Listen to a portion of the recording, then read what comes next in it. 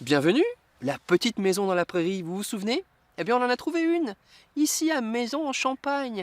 Car si nous sommes ici et pas ailleurs, c'est que la bâtisse derrière moi, elle date du XVIIe siècle. Et avant d'être dans la Marne, elle se trouvait dans l'Aube, dans le village de Saint-Jean de Bonneval.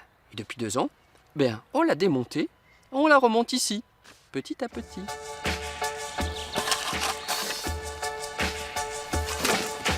Puisqu'on aime la campagne, qu'on allait le voir les vaches, il ne restait plus qu'à se faire une maison, là où il y a des oiseaux dans un coin, qui sent le coin. Véronique Avia a mobilisé cet après-midi son frère Jean-Louis, jeune retraité de l'aéronautique, sa fille Mathilde et Nico, le cheval de trait ardennais, pour dresser des murs en torchis.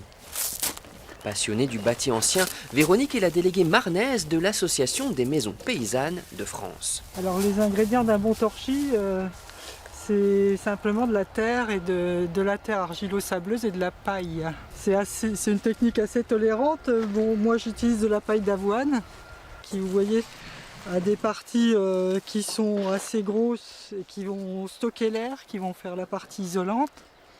Et puis des petites glumes qui vont faire la fibre qui va armer le béton. En fait, c'est un béton de terre qu'on va faire. Le mélange fait, il faut malaxer. Autrefois, cela se faisait avec les pieds et une fourche. Véronique a mis au point une nouvelle technique avec son cheval et une bâche. Parce qu'on a pensé qu'il fallait qu'il travaille un petit peu pour gagner un peu son foin.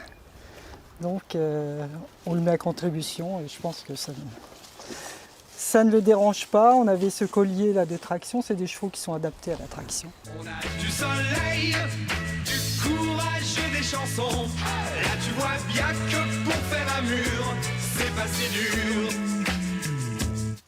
Alors Jean-Louis, c'est ce qu'on appelle du travail bien torché? Oui, tout à fait, oui. C'est très agréable à travailler, ça donne les mains douces. Il y a beaucoup d'argile. Comptez 2 mois avant que cela ne soit vraiment sec. Ce nouveau mur, c'est une nouvelle vie pour cette bâtisse. Avant d'atterrir dans ce pré de Maison en Champagne, elle se trouvait dans la campagne auboise, dans un triste état. J'ai vu cette maison qui m'a appelé un peu au secours, on va dire, enfin, ou qui m'a parlé, puisqu'elle était à moitié découverte, elle était à moitié effondrée, étayée. Et je me suis dit, tiens, encore une qui va partir, c'est dommage, elle est jolie. Sur les lieux du coup de foudre à Saint-Jean de Bonneval, dans l'Aube. Alors elle était ici, et le problème c'est qu'elle touchait un peu trop votre maison, c'est ça? Voilà, c'est exact. La ferme n'a pas complètement disparu, elle survit en quelque sorte à travers sa cheminée.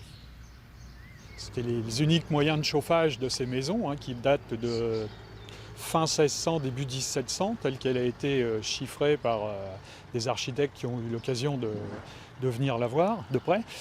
Et également un magnifique four à pain se situe en appui d'une des cheminées. Et donc notre objectif a été de pouvoir le restaurer, lui, et essayer de le mettre en valeur par ce futur chapiteau et l'utiliser à des fins de cuisine d'été, par exemple. Tout ce qu'il y avait autour de la cheminée a été démonté en 5 jours. Chaque pièce préalablement numérotée, Véronique Avia a pu reconstituer le puzzle, aidée bien sûr par une équipe de professionnels. Elle a même pu sauvegarder ce dessin, souvenir de la Grande Guerre. Ça impressionne comme ça, mais autrefois ces maisons étaient déjà pensées comme des mobil-homes. Toutes les parties, comme un gros Lego, étaient chevillées entre elles et assemblées avec des tenons et des mortaises. Et c'était donc entièrement démontable. La ferme a été rebaptisée l'Ermitage de la Petite Abbaye. Madame Avia ayant la passion de la transmission, le chantier peut se visiter.